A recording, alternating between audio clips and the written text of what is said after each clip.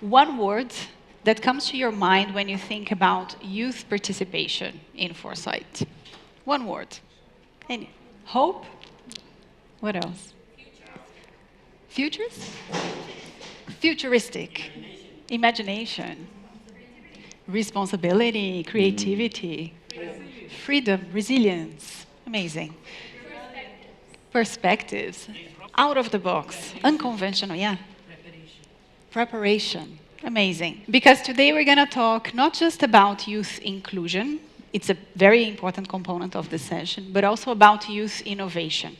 So over time, youth is they are now engaging with a lot of decisions that they didn't make, but now they have to cope with that and co-create the future. And as they do that, they are not just saying, can I please speak? Can I have a seat at the table, as we used to say? But they are rebuilding the whole table and saying, you know what? We don't need to live by the same paradigms as before. And if we don't have a space, we're going to create our own spaces and do our own innovations. So a big component of this session is educational. We're going to hear about best practices, examples, how to get there, lived experiences. But at the same time, this is a call-out session to decision makers, to policy makers, and to Foresight practitioners, because they are missing a lot when they don't consider youth as a key stakeholder. So let's have this in mind as we talk to Belén Yaspana. She's part of the Youth Voices Network from Teach the Future and a dancer. Darragh, McKee, she's Child Empowerment at OECD Center for Education, Research and Innovation, and also a dancer. And Shai Naides, Chief of Youth Engagement and Strategy at UNICEF Innocenti. Are you a dancer as well, Shai?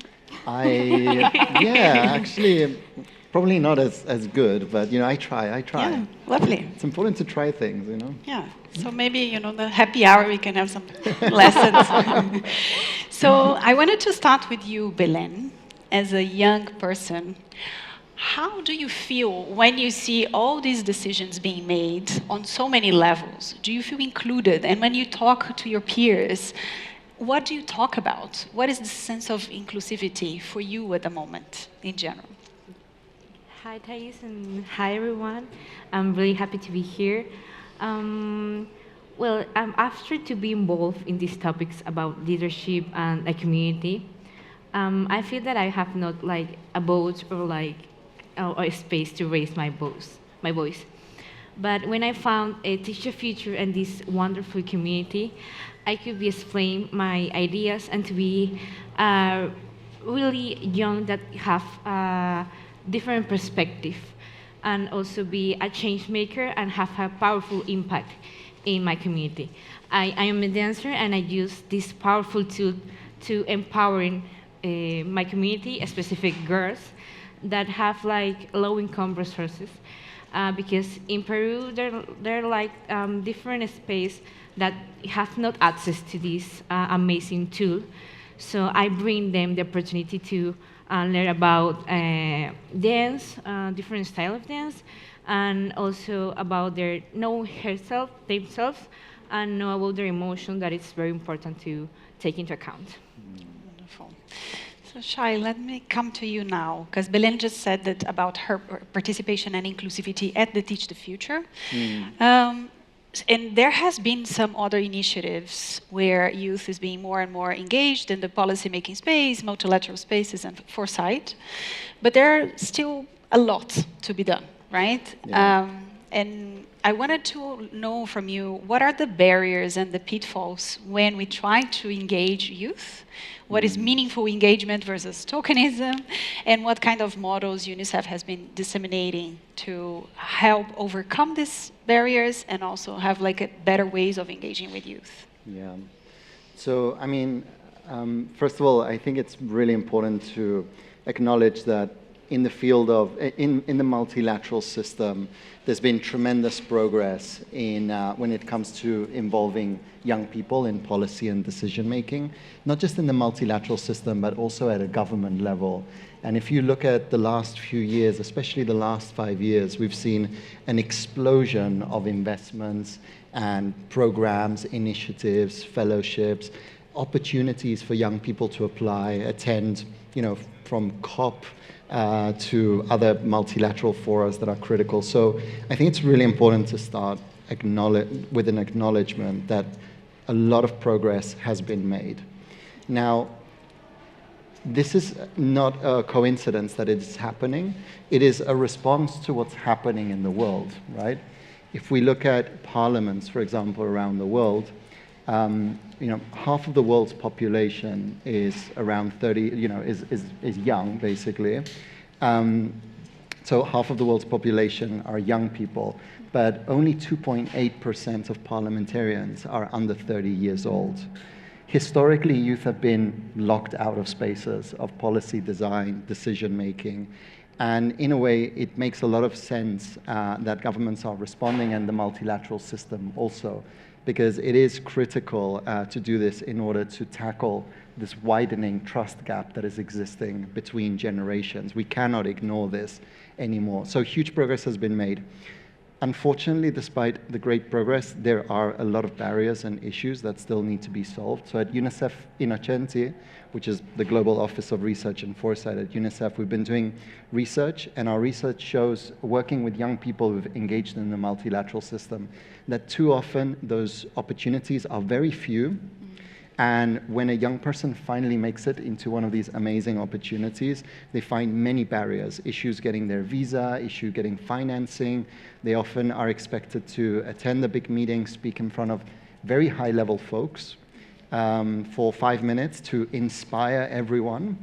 And then they go back home, and there's no follow-up, no follow-through, no idea of, how has my contribution impacted or influenced the decisions made, and no follow-through either once they go back to their context and their community. Some of them even reported that after speaking in front of ministers on global stage, they can't even set up a meeting with the mayor in their town. So we really need to tackle these disconnects, and just want to say, big progress has been made, but there's definitely a lot that needs to be done. So in our office, we've been testing and modeling new mechanisms of meaningful youth participation. And so one of the things is our Youth Foresight Fellowship. You may have heard of it in the last 2 days. We're here actually with our fellows, so young people who are trained in strategic foresight and child rights, and they conduct foresight workshops and research at a country level. And we do that in partnership with UNICEF offices in order to ensure that we have a connection between the youth-led foresight and the policy and decision-making level impact. So their work is helping inform strategies, not just within UNICEF, but can also inform our advocacy as UNICEF supports governments when it comes to children's rights. Wonderful. And Darragh, so we just hear about the barriers to even get youth at the table in the first place, and then even when they are there, Shai was talking about other barriers that come, the process, the follow-up, and how actually included they are. And there's one other barrier, which is about really, as Shai was mentioning towards the end of his answer, how much then the information that is shared by youth is actually incorporated. So from OECD, what has been your best practices identified to help countries not just hear youth, but really then inform the policies, the design and implementation with their needs, with their perspectives, with their experiences? Yeah. I really love this question because, if we want to know what our children's perspectives, what their needs are, what their interests are, so we can bring that back and incorporate that into our policies, the answer is more straightforward than what you might think. We can ask them. We can ask them because, meaningful inclusion starts with a conversation by talking to children and asking them, what do you think and what matters to you? And what's important is that when they talk, we listen. And not just in like a superficial, polite, thank you for coming, check the box kind of way, but really genuinely listening and approaching their views with curiosity, right? Because this is at the heart of the UN Convention on the Rights of the Child. Like Article 12 upholds every child's right to be consulted on issues that matter to them, issues that affect them, but it also places a dual obligation on adults to listen and to give those views due weight. And again, we can look to the Lundy model of child participation, which reminds us that meaningful participation doesn't just require us giving youth and children the space to voice their opinions, but it also requires an audience that's going to listen and the opportunity to actually shape impact, because, you know, as mentioned, what often happens, more often than not what happens is, you know, children's contributions just disappear as soon as they leave the room, and all that insight and that expertise into their own lives and their lived experience, it's just gone.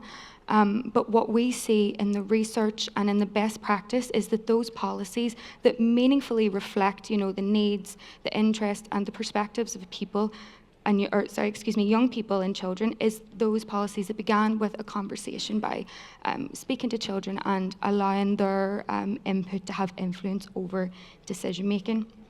But also, what else is meaningful is that consulting the latest research and the latest evidence. So in our report published last year, What Does Child Empowerment Mean Today?, the team developed a set of reflection tools to help policymakers do just this. You know, look at the latest international evidence that's relevant to children and bring that back to their own discussions and their own conversations and help them make more informed decisions in policy contexts that are relevant to children. And just one last thing I would say is also being mindful of the role of the adults in this. You know, children spend so much of their time in school, and so we need to consider, like, what is the role of the teacher in all of this, and how can we best support them to engage children meaningfully? Yeah, wonderful. So now I wanted us to move the discussion a little bit to the foresight space. So how youth is not just, as I said in the beginning, being included in foresight, and what does it mean and what does it bring to the conversation, but also how are they hacking the whole foresight system and bringing their own methods and then their own ways of thinking and doing. I'm going to go to Belén first, and then I wanted to hear from you, Shai. Belén, you said that you're bringing futures thinking to your community, to the girls you work with in the dance. How is it? How do you do it? How do they respond to that? And then I know that you created the curriculum, the new curriculum for Teach the Future with other Young Voices Network members. I wanted to know more about this process. What is it about? Yeah, please tell us. Yes, first of all, I think all of us hear about Foresight, but we didn't know about future literacy, I think, or you think or hear about future literacy.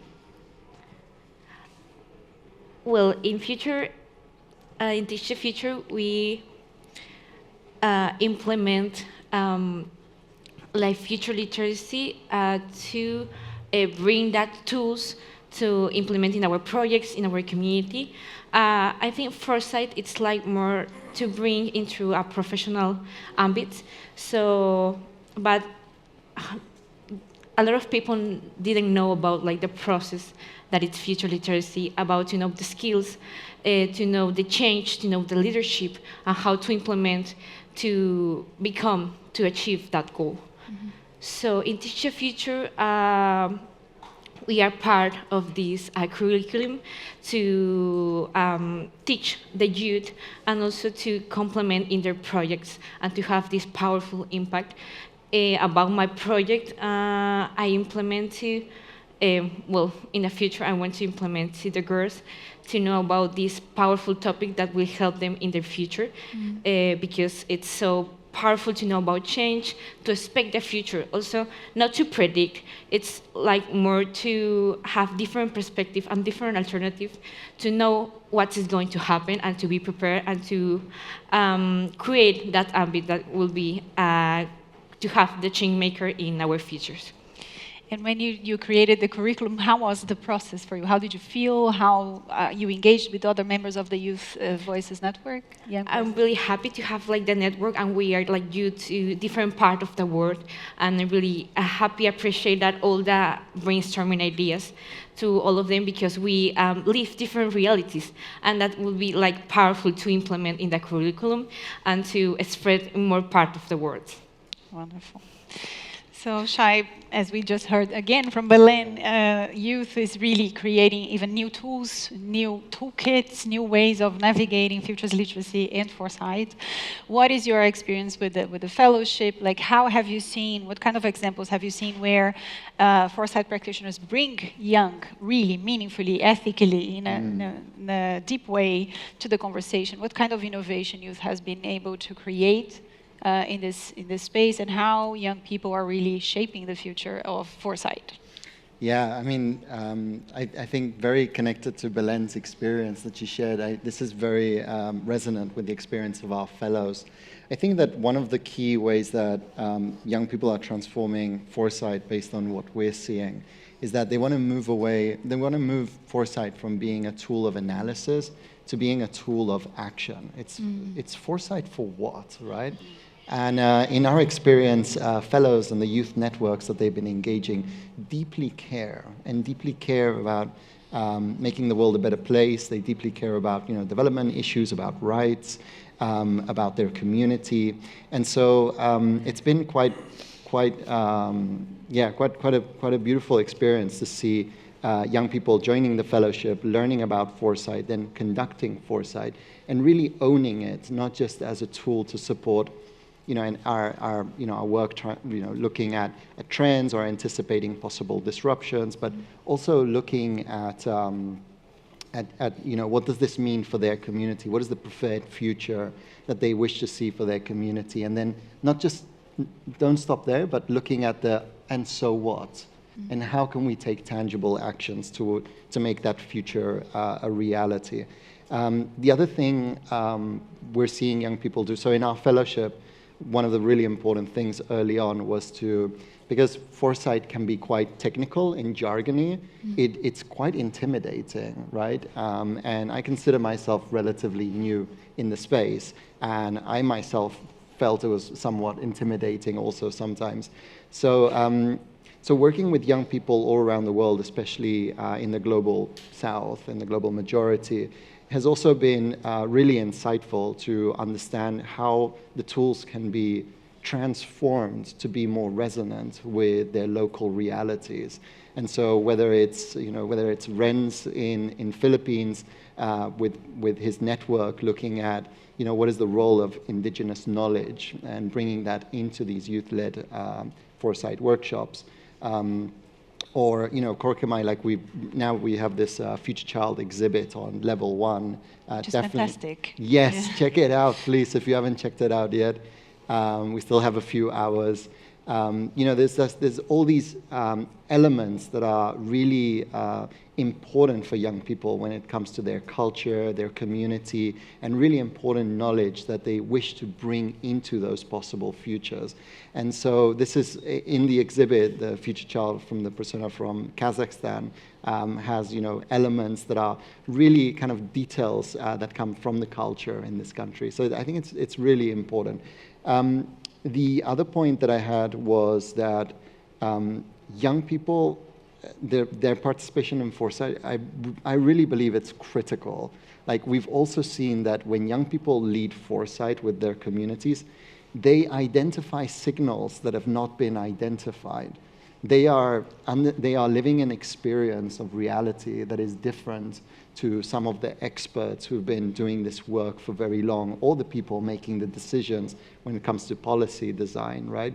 So it's really critical that we involve them. For example, our fellow and young people in Mali last year were able to identify signals that really cut across multiple thematic areas like climate change, education, and gender, and we're able to identify possible disruptions that we need to anticipate, such as, we're already seeing early signals of this, like schools closing when it gets very hot because of climate impacts. But they took it to the next level. They really looked at, they used the futures wheel, so they looked at the first, second, third order of impact of what might it mean that children cannot go to school during the day.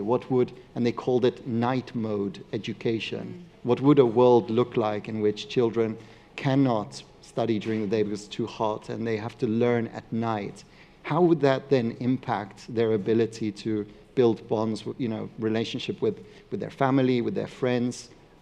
When will they have time to play? So they were looking at impacts at that level, and really insightful information and insights and recommendations.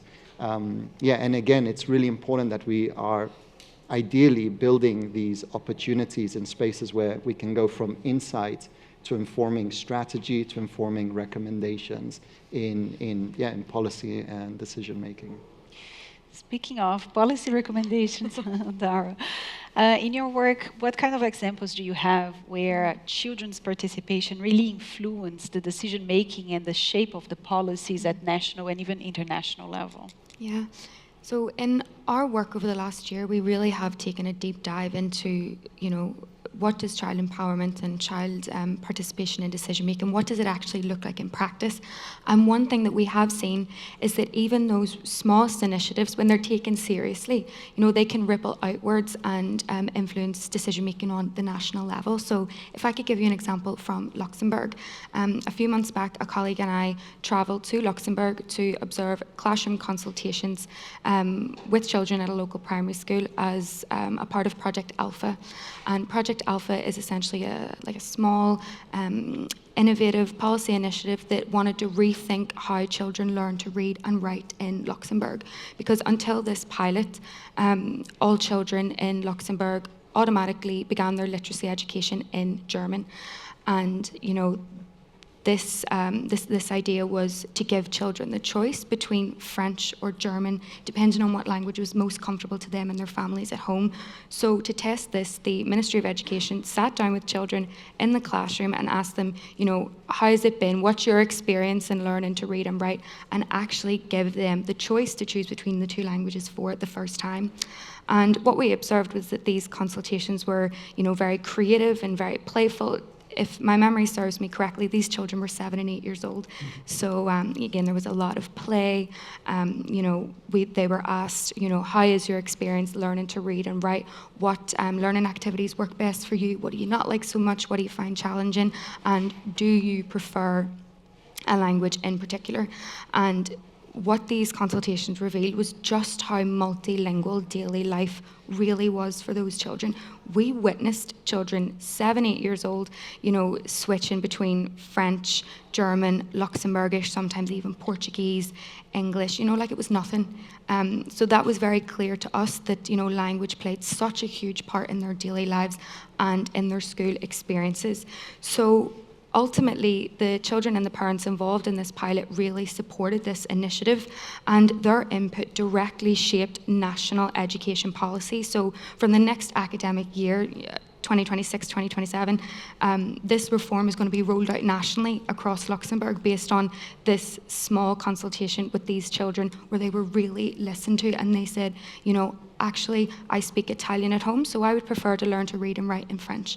And, they were really listened to, and they had an impact on a national level. So for decision makers, the clear lesson here is that, the opportunities for children to influence decision making shouldn't just rely on one enthusiastic teacher in the classroom or, one really passionate champion in government. Instead it should be embedded into institutional practice, because when this becomes a norm of policy making and decision making, it not only fulfills children's rights, but it strengthens policy. And from what we can see, it benefits everyone, from individual children right to wider society as a whole. So from our perspective, rebuilding the table really is about having systems where children are invited to co-create decisions that are going to affect their present and their future, and also trusting that adults are listening and supporting them every step of the way. And early next year we have a report coming that will have much more examples just like this one of children really shaping decisions at the local, regional, national and even the international level. So keep your eye out for that. And if we take it is a very inspiring initiative. And if we take this to the even next level where, so we already included children, we eliminated the barriers, we are making policies informed by what they are bringing. Then then we are also talking here, and Belén brought this experiences, and Shai and you, of child-led initiatives. They are at the front of the initiative. They are creating this, inventing this.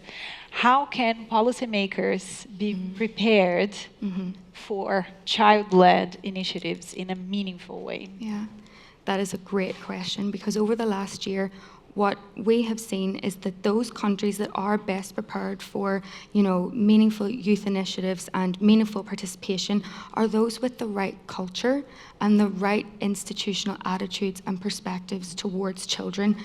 Because, this is where it starts, being genuinely excited about bringing the children into the process and being curious of, what do they have to say and how are they going to help shape this process and shape these outcomes. And so again, as you were mentioning about barriers, so one of the biggest barriers that we still see to meaningful participation is how adults perceive children. So if empowered children are, beings and not just becomings, it's important that we value them, not just for who they're going to become in the future, but who they are right now, as they are right now, and, how their perspectives and how their visions of the future are going to impact what they bring to the table today and influence the conversations that we have now. Because there are still these persistent attitudes that undermine children as the competent social actors that we know that they are, and this can really limit the institutional willingness to co-create with children. But real meaningful participation challenges those traditional hierarchies between adults and children, and it requires a willingness and a readiness to let go of those adult-centric ways of thinking and of doing, but there's going to be a fear in this, right? The fear of being challenged by a child, maybe even proved wrong by a child. But this is exactly where the gold is, because as it's been mentioned, children can really open our eyes to those blind spots that we can't see and show us, other pathways, other solutions that we would never have came up with on our own, because they can really bring so much synergy to the perspective and to the conversation. And also, those countries that are best prepared are those who are embracing inclusion. Because so often these child-led initiatives include the same already super confident, well-resourced children, and we don't hear enough from those seldom heard voices, children from a low-income background, a migrant background, children with disabilities, those younger children maybe under the age of 12. But countries can prepare by, actively reaching those children, seeking them out, making it a priority to ensure that children from all backgrounds have the opportunity to shape their present and shape their future. Wonderful. Shai, with the UNICEF fellowship, you get in contact with so many great ideas. So over the years, right? Because it's been many cohorts. Yeah. What do you think is the vision of youth? Of course, it's not just one vision, but what kind of futures youth are really envisioning? And do these visions clash with the current systems that we have, and how do we move forward? So I definitely don't feel prepared to share what the vision of the future of young people is, and that is partly kind of the question that informs the work that we do and why we do the programs that we do. But one thing is for sure is that as someone who has a very privileged position and view into how governance is working right now, I do believe that the future of governance needs to be different and needs to be co-created with young people. If you think about governance spaces, so I always like to speak about spaces also. So I don't know if you see like multilateral rooms, right, where you have member states, where you have stakeholders coming together. The space, I find the space fascinating because in a way, all the tables and chairs are bolted to the floor, and they're all facing forward to either one seat at the front or maybe a row maximum. And you do wonder, like, where does this come from? And of course, many of these spaces were built decades ago for a different time. So in a way, I always find it fascinating that we're trying to transform governance or explore novel approaches to governance that are more participatory. But the spaces in which these discussions are happening, these decisions are being made, are often not conducive to this. So I think that part of that future of governance is also what is the future of these multilateral and national governance spaces. And as Darragh said, there are countries that are really making an effort to bring young people into these spaces, to find ways of understanding where young people are at. And it's really important that we're elevating those cases and these countries. And as you said, also like key leaders who are really making an effort and mobilizing and campaigning internally to bring children and young people into these spaces. We need to elevate their work. We really need to celebrate them. And I just to the point that I made at the very beginning, just to acknowledge that huge progress has been made. And in a big way, it's thanks to heroes inside of the systems that are really helping us advance in the right direction.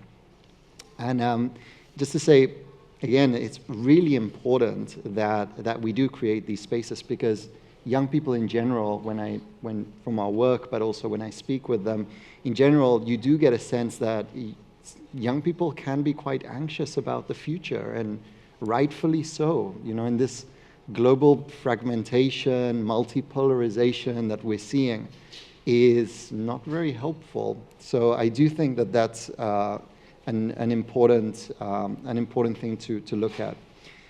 I get a sense from the work that we're doing that young people really enjoy spaces that are participatory, really enjoy spaces in which they get to connect with other young people from other countries, with other perspectives, where technology is leveraged. So, you know, through the Youth Foresight work in our fellowship, young people have been articulating, you know, about the question of AI, for example, in education, right?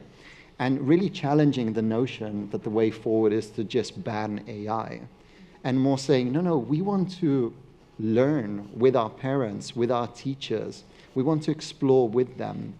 We want them also to feel the freedom and the openness to explore this together.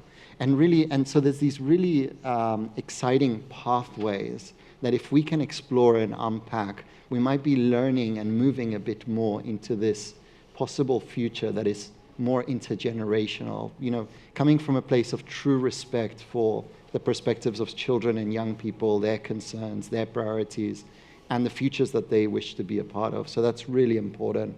The last point I just wanted to make is that as we see these bright spots and we see youth, you know, young people don't need to be given permission or space to lead. Young people are already leading the way, and young people are already building the future that will exist, that the future or the possible futures that we will be seeing. I think the more important question is for institutions and systems today to ask themselves whether they are creating the space for young people to be a part of their future also. And I think this is a really existential question, because ultimately, if systems and institutions don't pick up on this and work with young people as equal partners, they risk drifting into insignificance. Yeah. Belén, I saw you nodding, as we all were nodding when Shai was talking about these anxieties of engaging with the future in the first place. I wanted to know more about your work with the girls. What is your vision for the future? What is their vision for the future? What do you think the future would look like if youth had more space to lead? And how are you also preparing to futures that are less desirable, right? So we dream a lot, but we have to be prepared. As you said in the beginning, it's not about prediction, it's about preparedness. Yeah, first of all, Before to start talking about my project, I'm going to say that I'm really happy to have this space because it's the first time that all the members that are part of Texture Future meet here face to face for the first time.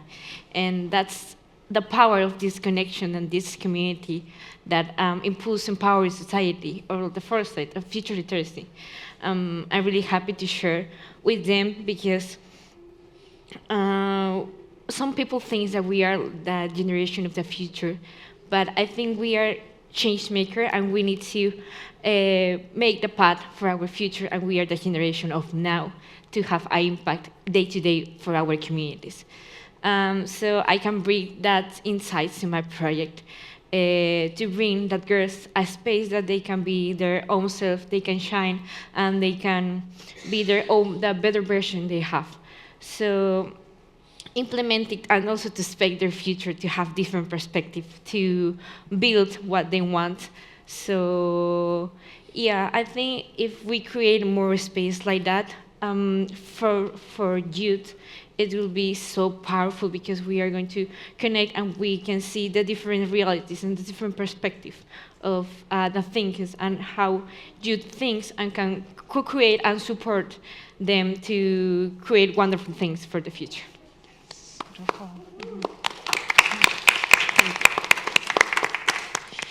Now I want to open for questions. We have about 10 minutes. Yes, yeah. I think we have a mic somewhere. Yeah, thank you, Irina. Yeah, right. Thank you for your talk. Thank you for your initiatives you have put forward. I have a question more maybe for UNICEF. The best way to study one species is to let the species in its biotope. So when you take the young to go to the government, you take them out from their biotope. So do you have initiatives that do the contrary? You take the government and you bring them to their biotope, the young biotope. And I'm not saying education in the schools, because we know it's already out from their biotope. But do you have initiatives like that?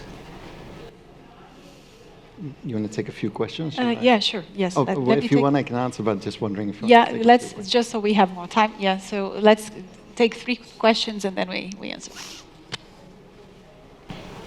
Hi everyone, I'm from the UNICEF fellow Shai was talking about. So my question is, and what I particularly noticed when it comes to youth participation, often the issue necessarily isn't participation. Organizations are open to that, or the ones I've noticed at least, but the issue is about meaningful participation. It becomes quite tokenistic, they will allow participation, but the real question is it even meaningful? And that's what I wanted to ask, how we can transform participation into more meaningful participation. Grateful, thank you. There's one more here. Yeah. Before I joined a multilateral organization, I was really engaged with young people in academia, and some of the best experiences I've had is participating and also facilitating hackathons. I don't know if they're still going on, but virtual hackathons they should be, I think, because we don't have to be physically co-located to come up with ideas and solutions. One of the things I remember is that, wow, we don't have, we question default assumptions, right? We are less anchored in our past failures. We haven't lived that long. No, this is when I was an academic. No. But, I see these traits across generations. So they can be from a 12-year-old to 18-year-old, a millennial, I see this trait not just belonging to a specific age cohort, but really growing into what is the social norm. I come from New York City, and we just elected a Ugandan-born, Indian descent Muslim millennial as mayor, who is in charge of a $130 billion budget and has 300,000 employees under his purview. I think one of the things he's done so remarkably is that he's able to talk to millennials as millennial. He has a Gen Z Syrian artist wife. He was able to really talk to teenagers all the way up to other age groups. I'm wondering how you see this, the power of social media Because that's the space where they talk, really. Like when I do sentiment analysis, I always go to social media to hear what the buzz is. And do you think social media will help, if not formally, but informally create that movement so that young people are participating, if not in a panel or whatever? I'm just curious just to hear about what you think of the young people's spaces in social media and their journey to leadership. Thank you. Let's answer these 3 questions, and then do you want to start, Shai, with a question? Yeah, I just wanted to say thanks so much for this question. In fact, I could not agree more. Like, as we're solving for issues, it is critical that we are meeting people and communities where they're at. In fact, there is quite an extensive practice of human-centered design when it comes to designing programs and initiatives, and the work that we do in terms of the kind of youth strategy at Innocenti, at the Global Office of Research and Foresight, is very much human-centered design kind of principles inspired, and we use them a lot. So definitely we bring children and young people into co-creating our fellowship, what we're going to do. And yeah, this is also happening at a programmatic level. So it's definitely something that we do, and I could not agree more. I mean, I think even when it comes to designing policies, it is critical that everyone who will be impacted by it or is a critical stakeholder in ensuring its success should also be part of those conversations, from the onset. And in fact, the exhibit that you'll see on level 1 is very much work happening in the intersection of futures and human-centered design. So articulating not just preferred futures for education, that comes from the research that our fellows like Ronit has done, but also kind of putting children within that future. So it's not an abstract future, but we're thinking about not just the people in the future and how they interact with it, but also children. So also thinking about what are they feeling? What are they seeing? We even created a methodology, and this is again going back to the methodological innovation by youth, a backpack model. So Mena Niazi, who works in our team, came up with this concept of creating backpacks and thinking about what would a child in 2050 have in their backpack. And even just that exercise is really fascinating and allows us to explore possible artifacts or gadgets of the future that children will have and that will support them. Yeah. Belén, maybe do you want to take the question on social media? Do you think that social media is a good tool for youth participation? Yeah, I would say that seems like different opportunities like online, but I think it's good to have this face-to-face space to know each other, to connect, and to know about the history of each one. I think we learn more when we are like in a face-to-face and like topic and space. And I think social media is a good tool because we can share different opportunities. I found the opportunity to join Teach the Future on social media. So I agree, it's a powerful tool to share these change-maker opportunities. Thank you. And Darragh, do you want to take the meaningful participation question? How to make participation really meaningful? Yeah, of course. This is a big bulk of the work that we're doing right now. The report that's forthcoming for early next year deals with exactly this topic, so I'm going to try and keep this as succinct as I can, because once I start, I keep going. Okay, so I think in this context I can relate to 3 main points that we've seen. So to bring child participation from tokenistic, as you mentioned, to meaningful, one thing that's really, really, really beneficial is that element of capacity building and training for adults and for children. So again, one thing that we've seen, as I sort of mentioned a little bit earlier, is these attitudes towards children, that children don't have anything to add to the conversation. We just have to wait for them to grow up, and then they can be useful to the economy and to society. So if we start with the adults, start with the adults, and give them a little bit of background training on children's rights. A lot of sometimes decision makers aren't even overly aware of Article 12 of the UN Convention of the Rights of the Child, that children, it is their right to be consulted, and also it is the adult's responsibility under this right to listen and to give those views due weight. And again, that also comes with understanding that the Article 12 doesn't say that, you know, children hold the whip and they have the final say on everything. It just means that those views have to be meaningfully considered and given due weight when it comes to making decisions. So when adults understand that, that really can get things going, and that can shift those institutional attitudes into a culture that's more conducive to bringing children into the space and having them participate meaningfully. And even for children as well, you know, it's also something that we've noticed in the research and in the evidence, that a lot of children and young people don't even know themselves that they have a right to participate and a right to contribute and a right to be heard. So again, when we start there, that can get the ball rolling. You know, an example from Scotland, I believe it's the Scottish Youth Parliament. They also hold these workshops. They run the workshops to train adults in meaningful participation. And one thing that they highlighted was meaningful meetings that they brought to, meaningless meetings that they brought to the attention of the adults in the room. They would say, you know, you invite us here, we're sitting on these chairs, and we have no idea what you're talking about. Mm-hmm. You know, this space is not youth friendly. We can't follow this conversation. So the fact that we spoke to a young woman who led those workshops as a young person for quite some time, and she would say the attitude and the perspectives really started to shift.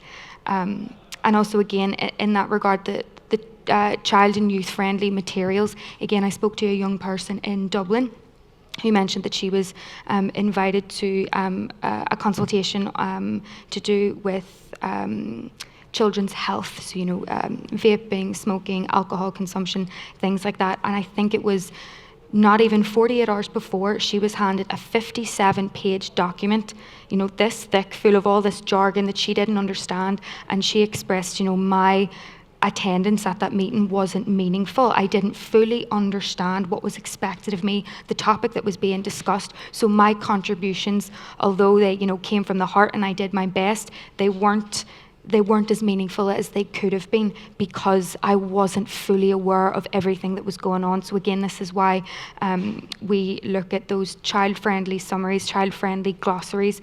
You know, there's one initiative that we've seen where children are invited to ring a bell. If they're in the room and they're like, oh, I didn't get that, I don't know what that word means, they just ring the bell. And that's sort of lets the adults know, okay, we need to pause and make sure that the young people in the room, we're all on the same page here. And finally, the one final thing, I'm very, very sorry, is this idea of feedback and closing the loop, because, you know, as you mentioned, you know, children and young people can walk out of the room and that's it. Everything just disappears. They have no idea what happens with their contributions. They have no idea what are the next steps, if there's going to be any follow-up. So coming back to children and saying, this is what you told us, this is what we did with your input, and this is the next steps, that can make child participation more meaningful and steer away from tokenism. So I hope that answers your question. Wonderful. So to finish, I just would like every one of you to shout again a word that you now associate with youth participation or meaningful youth participation after listening to our panelists. Please. What words? Transformative disruption. Inspiration? Perseverance? Inclusion? Beautiful. Thank you so much for coming.